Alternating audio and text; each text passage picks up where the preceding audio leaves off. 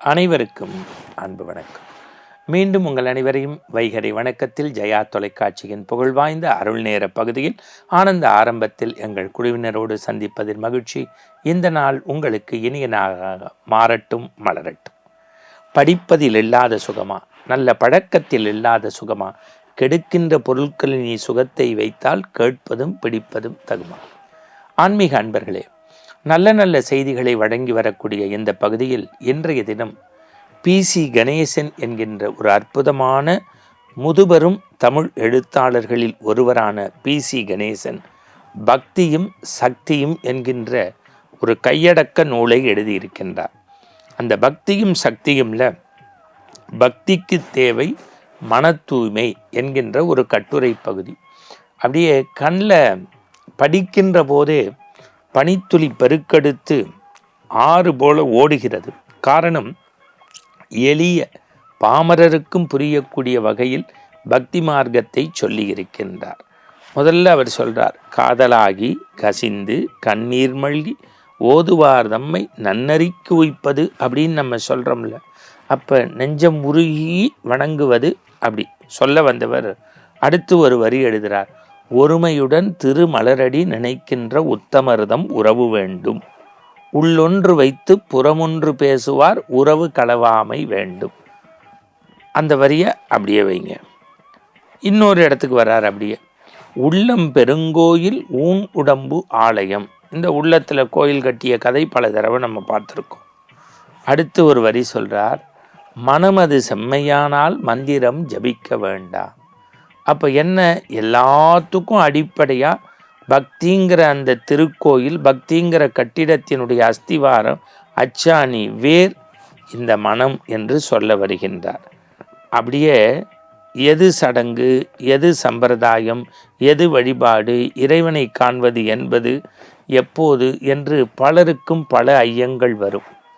அதுபோலத்தான் ஒரு வளர்ந்த வனப்பகுதியில் ஒரு பெரிய இறைவனுடைய அருளை பெற்ற ஞானி ஒருவர் உட்கார்ந்திருந்தார். அவரிடத்தில் ஒருவர், எது வழிபாடு? இப்போ பொதுவாக வழிபாடுனா நம்ம நெத்தி நிறைய மந்திரமாவது நீர், வானோர் துதிக்கப்படுவது நீருன்னு திருநீர் பூசிக்கிறது, கழுத்தில் கையில எல்லாம் உத்திராட்சம் போட்டுக்கிறது, இடுப்பில் காவி கட்டிக்கிறது, அங்க பிரவேசனம் பண்ணுறது, அழகு குத்துறது, தேர் பிடிச்சி இழுக்கிறது, சுவாமிக்கு அபிஷேகம் பண்ணுறது, அன்னதானம் பண்ணுறது, சுவாமி அலங்காரத்துக்கு கைங்கரியம் பண்ணுறது, திருத்தேரை பிடிச்சி இழுப்பது, இது மட்டுமே வழிபாடா என்று கேட்டால் அவர் சொல்கின்றார், சடங்குகளுக்கும் வழிபாடுகளுக்கும் நிறைய வேறுபாடு உண்டு. ஒரு சாதாரண மனிதன் ஒரு அடர்ந்த காட்டில் வனப்பகுதியில் இறைவனுடைய அருள் பெற்ற ஒரு ஞானியிடத்தில் போய் கேட்டார், ஐயா சுவாமி, எனக்கு கடவுளை பார்க்கணும் போல இருக்கு, அதுக்கான சாஸ்திர சம்பிரதாயம் எனக்கு தெரியல, இறைவனை வழிபடுற வழிமுறை நெறிமுறை எனக்கு தெரியல, கொஞ்சம் நீங்கள் எனக்கு கைப்பிடிச்சு வழிகாட்டக்கூடாதா? அந்த ஞானிக்கு எல்லாம் இருந்தும் கொஞ்சம் தாங்குகிற நெடி உண்டு, கொஞ்சம் கர்வம் உண்டு, கொஞ்சம் ஞானத்தோட கூடிய ஆணவம் உண்டு. இறைவனை நம்மளே இன்னும் கண்ணுக்கு முன்னாடி பார்க்கல, நம்ம ஞானம்தான் பெற்றிருக்கோம், இவருக்கு இறைவனை காணணுமான்னு சொல்லிட்டு சொல்லித்தரனே. ஏதோ இந்த வனாந்தரத்தில் யாருமே இல்லாத ஒரு பகுதியை தேர்ந்தெடுத்து கண்மூடி இந்த பக்கம் கமண்டலை வச்சு கையில் ஜபமாலையை எடுத்து சனியனே சனியனே சனியனே சனியனேன்னு ஒரு நாளைக்கு மணிக்கணக்காக நீ சொல்லிக்கிட்டே இரு, உனக்கா போதுனுங்கிற வரைக்கும் நீ சொல்லிப்பாரு, கண்ணு முன்னாடி கடவுள் வருவாருங்கிறத விஷ விதைகளாக விதைத்து விட்டு போய்விட்டார் அந்த முனிவர். வந்தவன் பாமரன், படிப்பறிவில்லாதவன், ஆனால் கடவுள் மீது மாறாத அன்பு பக்தி கொண்டவன். இந்த குருவார்த்தைக்கு மறுவார்த்தை இல்லை, குருவார்த்தை கோடி புண்ணியம் என்று மரத்தடி நிழலில் அமர்ந்தான், காவி உடுத்தினான், ஜபமாலை எடுத்தினான், கண்மூடினான், மணிக்கணக்காக, நாள் கணக்காக, மாதக்கணக்காக சனியனே என்கின்ற வார்த்தையை லட்சம் முறை சொன்னான்.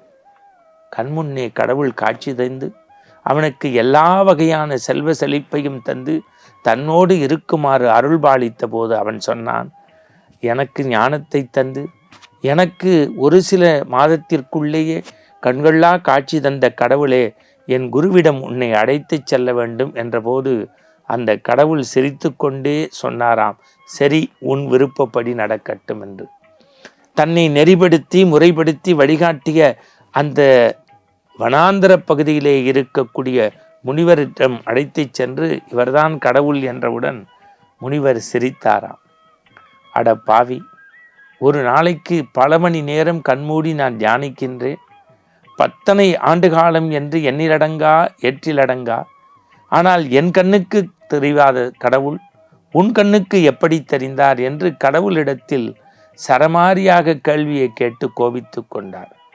கடவுள் ஒற்றை பொன்முறுவலோடு அவனை அப்புறப்படுத்தி சொன்னார், ஐயனே, உன்னை நம்பி வந்தவன் உன் கண்ணுக்கு மூடனாக தெரியலாம், உன்னை நம்பி வந்தவன் உன் கண்ணுக்கு மூடனாக தெரியலாம். ஆனால் அவன் உன்னையும் நம்பினான், என்னையும் நம்பினான். மந்திரங்கள் ஜபிக்க வேண்டிய வயதில் நீ சனியனே என்கின்ற ஒற்றை வார்த்தையை சொன்னபோதும் அவன் உளமாற நம்பினான். அந்த வார்த்தைகள் கடவுளை கண்முன்னே கொண்டு வரும் என்கின்ற நம்பிக்கை விதைதான், அவனுடைய உள்ள தீமைதான் நெஞ்சில் நீக்கமர அவனுக்கு கண்கொள்ளா காட்சியாக காட்சி தந்தது.